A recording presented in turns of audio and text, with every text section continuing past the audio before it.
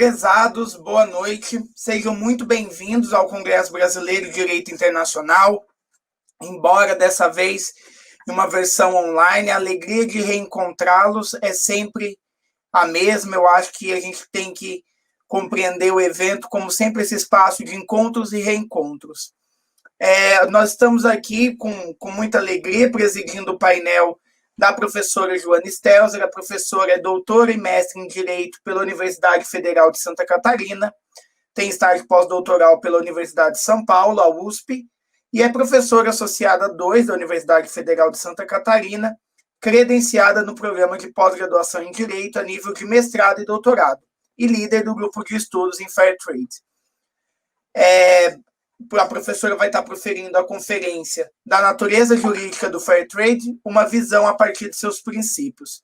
Professora, mais uma vez externalizo a alegria que é recebê-la aqui no Congresso. Sem mais delongas, para que consigamos ter um espaço para as perguntas, passo a palavra para a senhora.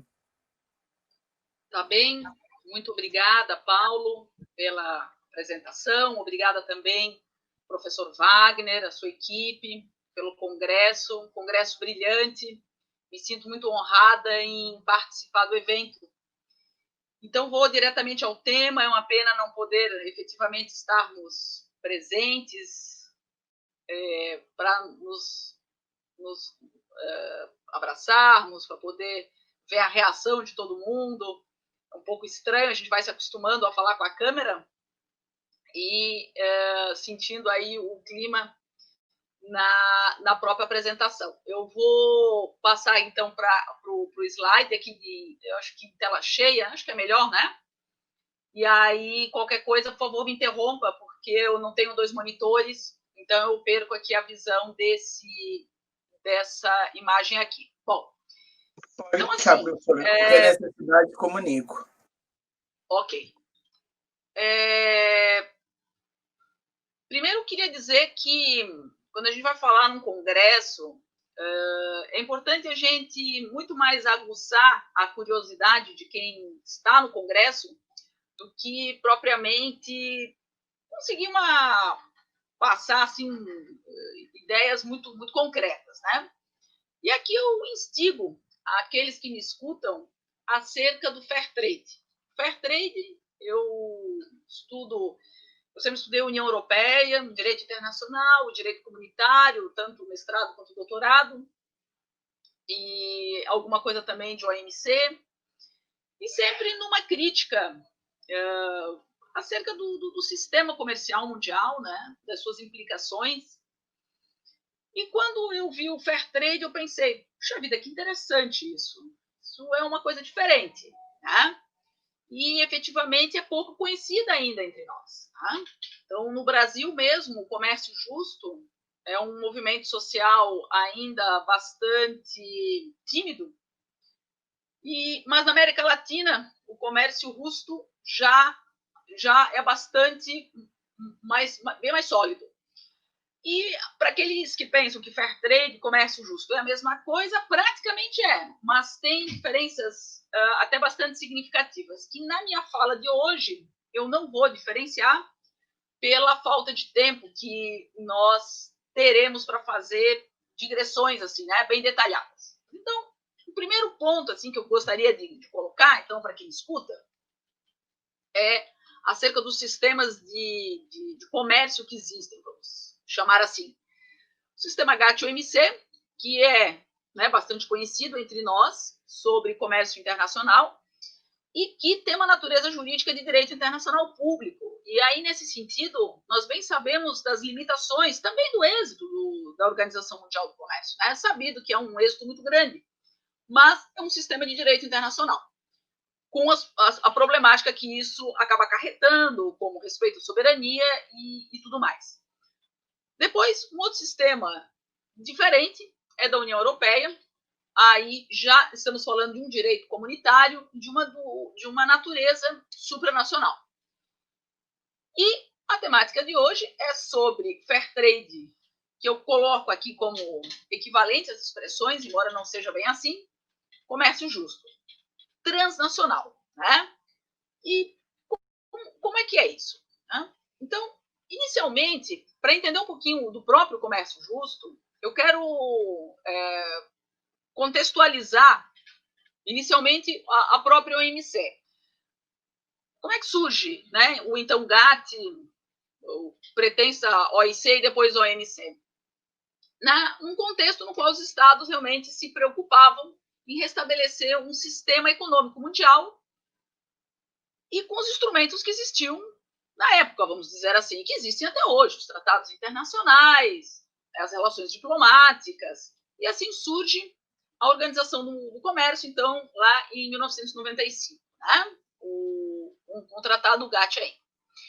Os princípios da OMC não poderiam ser outros, senão a não discriminação, a eliminação de barreiras não tarifárias, desaprovação de subsídios, entre tantos outros, que bem conhecidos, não é, da OMC e do direito internacional.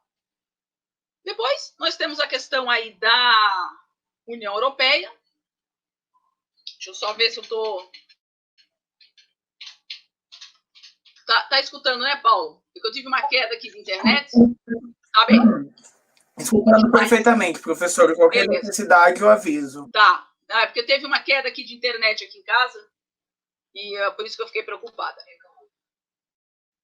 Muito bem. Então, a União Europeia, para quem tiver interesse, há 2 obras aí de minha autoria, estudando a supranacionalidade no primeiro momento e, num segundo momento, a formação do mercado europeu. E aqui a gente já tem a vertente do direito internacional, né? Aliás, do direito comunitário com natureza supranacional.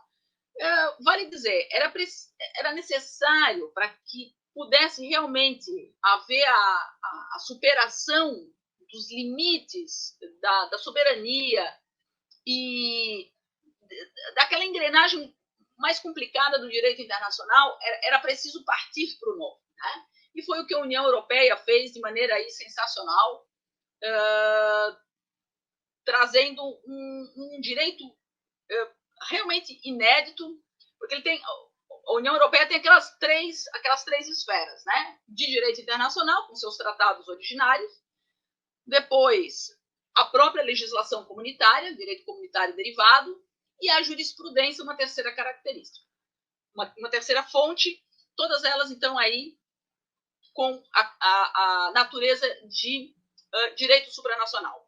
Mas o que acontece com o Fair Trade? O Fair Trade ele já tem uma característica bastante distinta. Como é que nós poderíamos conceituá-lo? Né? Um pouco difícil, mas eu trouxe esse conceito. O que é o comércio justo, chamado Fair Trade? Um movimento social e uma modalidade de comércio internacional que busca o estabelecimento de preços justos, com padrões sociais, ambientais, equilibrados nas cadeias produtivas, promovendo o encontro de produtores responsáveis com consumidores éticos. Veja, aqui é uma tentativa de um comércio que respeite padrões éticos. Já não é um comércio que surge a partir da iniciativa dos estados, nem, como é o caso do OMC, e nem no âmbito de uma organização internacional, como é o caso da União Europeia. Trata-se de um movimento social que inicia no terceiro setor, mas que traz regras inéditas, que traz regras inovadoras. Agora, essas regras, primeiro, nós poderíamos chamar de direito. Se nós tivermos o conceito de direito mais amplo, que são as normas que regem uma sociedade, sim, temos direito. Todo o funcionamento do comércio justo, ele trabalha dentro de regras predispostas. Nesse sentido, nós temos a Organização Mundial de Comércio Justo, que traz, então, os 10 princípios de comércio justo. E depois nós temos as certificadoras. Porque o que é o comércio justo? O comércio justo é aquele comércio no qual o consumidor ele se assegura que aquela mercadoria respeitou padrões de justiça. Que padrões de justiça são esses? Porque, assim, só para exemplificar, quando o consumidor ele vai ao mercado, ele pega lá um produto, os produtos que nós consumimos hoje em dia, no Brasil, vamos dizer assim, quem assegura que aquele produto, por trás dele, nós não temos trabalho escravo, respeito às diferenças de gênero, degradação ambiental? Cada vez mais, ainda hoje à tarde, a professora Elizabeth Ascioli falava da Europa Verde, cada vez mais as pessoas querem saber, mas de onde veio esse produto? Como ele foi produzido? Ele cuidou do meio ambiente? Então, o comércio justo é justamente esse comércio no qual nós conseguimos perceber esse respeito a esses valores éticos de uma sociedade transnacional. Então, eu vou partir aqui para falar um pouquinho dos princípios da Organização Mundial de Comércio Justo, que baliza esse comércio. Tá? Então, a primeira questão aqui é a criação de oportunidades para produtores desfavorecidos. É preciso deixar bem claro que o comércio justo não é ajuda ao comerciante, não é ajuda. Bem no sentido de Amartya Sen, não há necessidade de ajuda. Cada produtor tem condições para se desenvolver. Desde que, e aí é um ponto importante, desde que o direito assegure isso. Fato que hoje é bastante complicado, porque o direito internacional, o direito que está aí à base da OMC, não é? Acabou criando dentro desse sistema países que se beneficiam mais do que outros, dificultando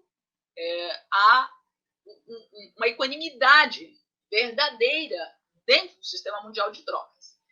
Então, o primeiro aspecto do comércio justo é realmente criar condições justas comerciais, oportunizando aos produtores desfavorecidos participar desta grande mercancia mundial.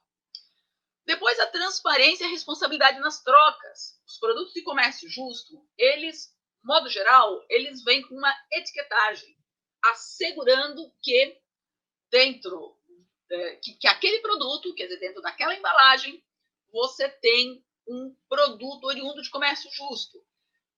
E, claro, acerca disso eu poderia falar muito tempo, é polêmico a questão da certificação, com certeza se abre uma grande discussão em torno desse ponto, mas a ideia é que, sim, a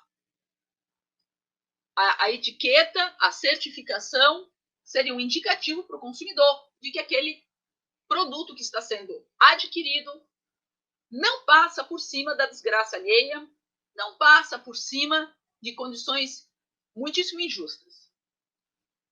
O terceiro princípio, então, são sim as práticas comerciais justas. Quando um comerciante pretende participar do comércio mundial com a certificação de comércio justo, ele precisa, vamos dizer assim, desenvolver todos esses princípios.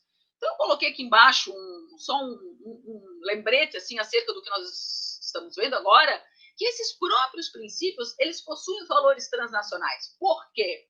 Porque são valores mundiais, porque são valores o quê? Humanos. Daí começa o nosso raciocínio acerca da natureza jurídica desse direito, que bem verdade que é um direito incipiente, mas é um direito de natureza transnacional. Por quê? Porque os valores são transnacionais. Os valores transcendem as fronteiras. Os valores buscam alcançar o humano que está por trás do comércio. Então, aqui mais alguns princípios. Pagamento de um preço justo pelo trabalho desses produtores. Em nenhum momento não se...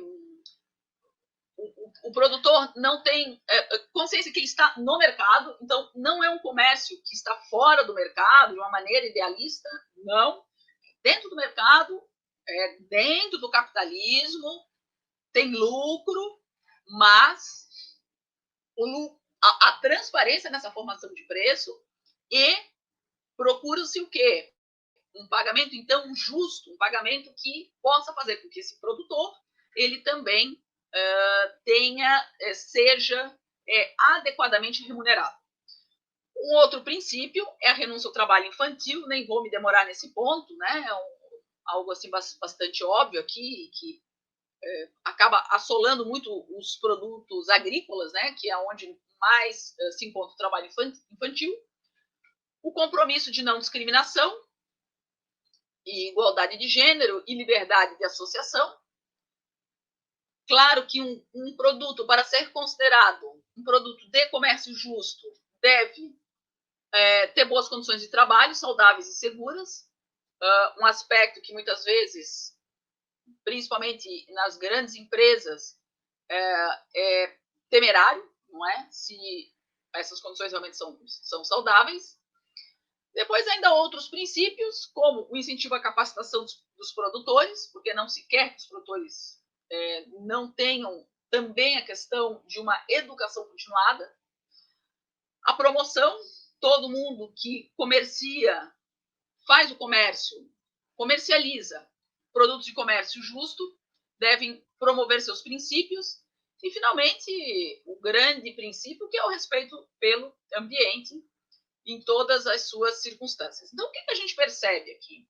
Que esses 10 princípios, eles procuram resguardar valores transnacionais, resguardar o que há de humano em nós, resguardar a nossa relação com o outro, resguardar a nossa relação que há com a natureza. Então, trazer essa dignidade humana, o próprio direito humano ganhando projeção onde?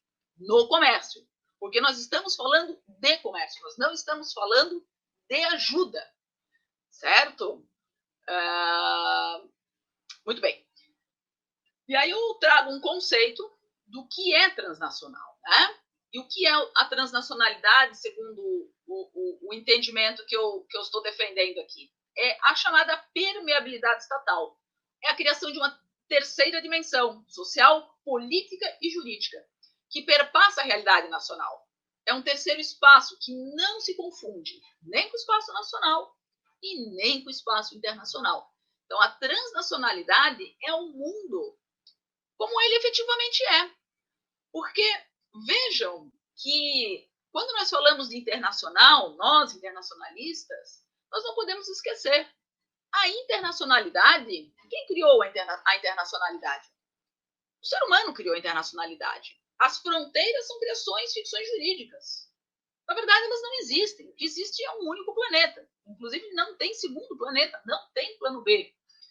O que existe é a raça humana. Ou raça, ou às vezes até não é uma boa expressão, mas o que existe é o humano. Não interessa se existe raça, se não existe raça, se existe cor, se não existe cor. O que existe é o humano, o que existe é a dignidade humana, a nacionalidade, a cor, as opções. São questões individuais.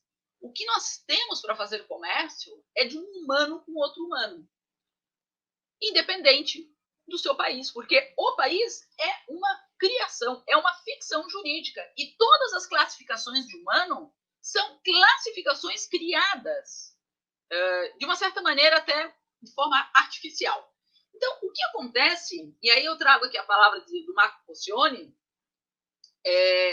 a formação dessas redes, um primeiro aspecto é que tentou-se também compensar a ausência do Estado. O Estado, em grande parte, sim, ele é forte, não há dúvida. Nós temos vários sinais. Quando a União Europeia começou, muitos diziam o fim do Estado e tal. E não foi o fim do Estado. Mas há desafios contemporâneos para os quais o Estado não está preparado, para os quais o Estado não nasceu nesse sentido. Então, esse direito de solidariedade passou a ter mais valor que a regra formal do Estado. Mais interessa o produto que eu compro, que garanta esses princípios, do que eu saber se a regra que vigora sobre esse produto é nacional, internacional ou transnacional. Então, o que eu quero é o respeito aos valores. Então, esse é o cidadão, a cidadã transnacional, que lida com isso. E todos nós somos. Estão aí as compras pela internet, a nossa liberdade de viajar mundo afora, claro, com algumas exceções, vistos e tal, que isso aí, claro, continua. Mas, cada vez mais, nós vivemos no mundo. Aqui eu coloquei também um asterisco aqui em relação que é uma alternativa ao capitalismo, também é uma discussão densa, né, para se fazer. O comércio justo ele não é contra o capitalismo, mas com certeza não concorda com um capitalismo tão severo que vem levando as pessoas não somente à pobreza, mas à pobreza extrema, a falta de existência digna como ser humano que todos somos. Então, nesse sentido, as relações comerciais do comércio justo também não visam exclusivamente ao lucro, embora se opere dentro do mercado, mas não é a razão única para se fazer comércio. E a eficiência também, a eficiência econômica, que tanto vem desde a Revolução Industrial, também deve ter seus limites. E é isso. Então, nós temos hoje angústias transnacionais, que aí eu fui falando aqui ao longo, né, dessa palestra, dessa fala minha aqui, ambientais, superação da pobreza extrema, os conflitos étnicos, religiosos e, muito recentemente, uma pandemia. A pandemia está aí para mostrar a transnacionalidade. A doença desconhece fronteira, desconhece nacionalidade, se tem tratado, se não tem tratado internacional sobre isso. O que nós discutimos, podemos até discutir, é a criação da OMS. Se ela vai se manter ou não vai se manter. Mas a doença, ela também ela é transnacional. E isso faz o quê? Isso revela a nós a verdadeira realidade na qual vivemos. Que não é uma realidade do Estado, é uma realidade o quê? De mundo, que perpassa as fronteiras. Então, doença perpassa a fronteira, meio ambiente perpassa fronteiras. Então, são esses valores transnacionais, essa globalidade que o cidadão começa já há algum tempo, mas começa a se dar de conta. E essa é a busca do comércio justo, não é? Muito bem. Então, o que nós temos aqui é um movimento comercial que inclui essas necessidades em seu cálculo. Fair trade não é caridade. E está gerando cada vez mais sociedades globais preocupadas com questões que vão além da fronteira. Que vão ou além fronteira ou sem fronteira, que perpassa o Estado, quer dizer, é transnação, é transestado, né? Para quem tiver interesse, esse é um livro que foi resultado do meu pós-doutorado. Para quem tiver interesse sobre essa trajetória do free trade ao fair trade, deixo aí essa sugestão aí de leitura. Paulo, para não me alongar muito e de repente abrir alguma pergunta, eu encerro aqui a minha fala. Perfeito, professor, eu agradeço. Foi, como sempre, muito esclarecedor. É muito interessante a gente ouvir, embora eu acho que a doutrina tem crescido cada vez mais nesse sentido, que é possível a gente pensar mecanismos de otimização das estruturas capitalistas do que entender que uma melhor qualidade de vida dependeria de uma mudança de sistema. Nesse ponto, eu acho muito interessante. Um dos questionamentos que eu vou trazer aqui, só para a gente não se prolongar, até pelo adiantado da hora, como a senhora acha que o Fair Trade se relaciona com o cumprimento da agenda da ONU de 2030, os Objetivos do Desenvolvimento Sustentável? Há uma harmonia enorme, não é, entre a Agenda 2030 e o comércio justo.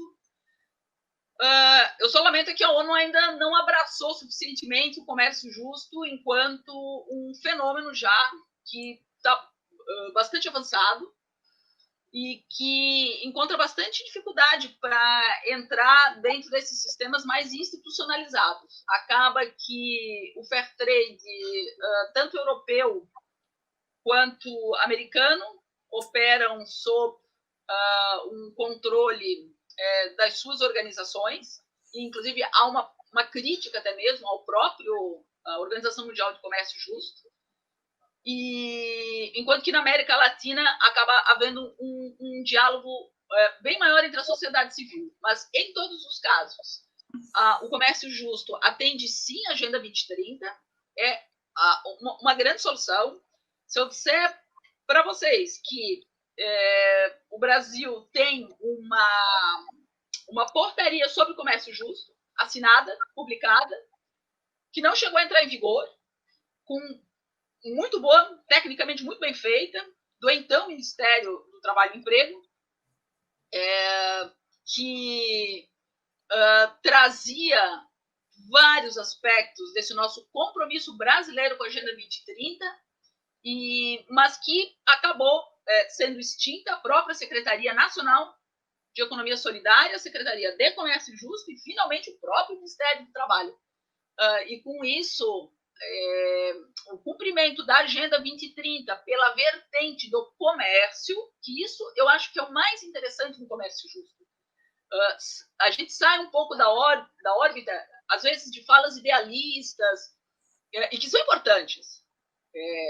Não é como negar a importância dos direitos humanos, mas o comércio justo, eu acho ele extremamente envolvente, porque ele traz a consecução dos direitos humanos por intermédio do comércio. Ele traz a proteção ambiental por intermédio do comércio. Então, é onde eu vejo assim a chance que nós temos mesmo de poder ir adiante nesse diálogo e fazer com que isso se implemente numa sociedade muito mais cooperativa e que possa ser muito mais feliz. Perfeito, professor, eu agradeço os esclarecimentos, é sempre um prazer. Cito a senhora recorrentemente, tanto nos meus trabalhos acadêmicos como profissionais. Agradeço a todos. Qualquer outro questionamento que tiver, eu tenho certeza que vamos ter outras oportunidades de diálogo para serem dirimidos. Eu encerro o painel e espero que todos fiquem para a próxima palestra. Muito obrigado. Obrigada. Um abraço a todos. Obrigada.